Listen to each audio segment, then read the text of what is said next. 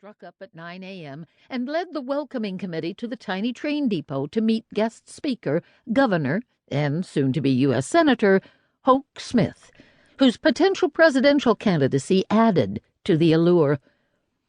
Only 4 years earlier, Smith, running for governor, had not been welcome here.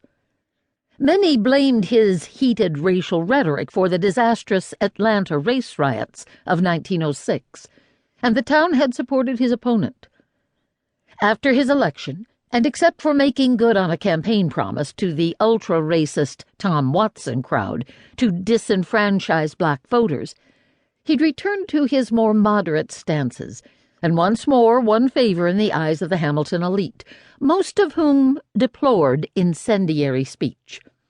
They'd seen the damage it could do, not only in the Atlanta riot, where the judge's son-in-law commandeered state militia troops, but in Wilmington, North Carolina, in 1898, where distant William's cousin, Colonel Alfred Waddell, had riled crowds of white men to a frenzy, resulting in wide-scale death and destruction aimed at ridding the city of black leaders and office holders.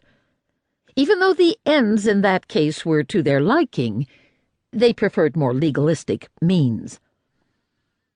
Seated with Hoke Smith at the podium in the shadow of the white satin-shrouded 21-foot marble soldier was Master of Ceremonies Judge James Fenimore Cooper Williams, who'd led a sharpshooter battalion throughout the war. Next to him was his first cousin, Miss Lula Mobley, corresponding secretary of the Ladies' Memorial Association. At 70 years old, Cooper's tall, lanky frame was stooped. Mobley, almost child-size at 50, was defiantly straight. She was dressed neck to toe in black-watered silk. The shadow of the man who'd formed their political outlook, his uncle and her father, Colonel James Monroe Mobley, dead now for 7 years, hovered about. It was the ladies who'd raised the $1,360 to pay for the statue, and the ladies and their servants who had put this occasion together, rising at dawn to barbecue pigs and possum and make potato salad. The purpose of the memorial was to show their devotion to those rebel vets, both dead and still living, and to teach their increasingly irreverent sons the true meaning of the lost cause.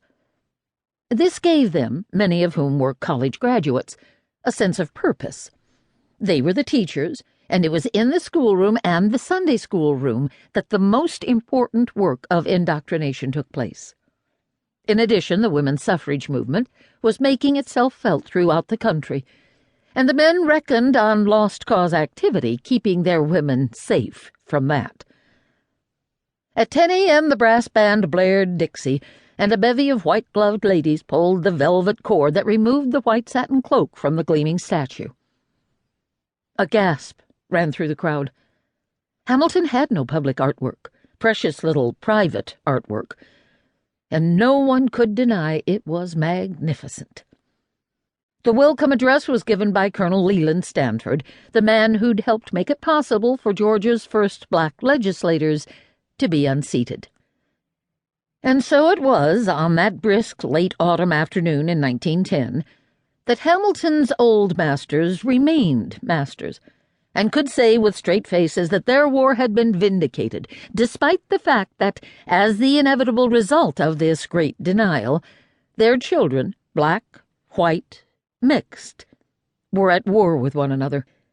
They had silenced the loudest and most threatening of the black leaders, and once again docile Negroes labored in their fields, bringing forth bale after bale of the cotton they called white gold. White-on-black violence had quieted down, except for that which arose out of the nocturnal cavorting of blacks and whites. In 1900, a conference had been held in Montgomery, Alabama, to discuss the problem of white bullies and black brutes.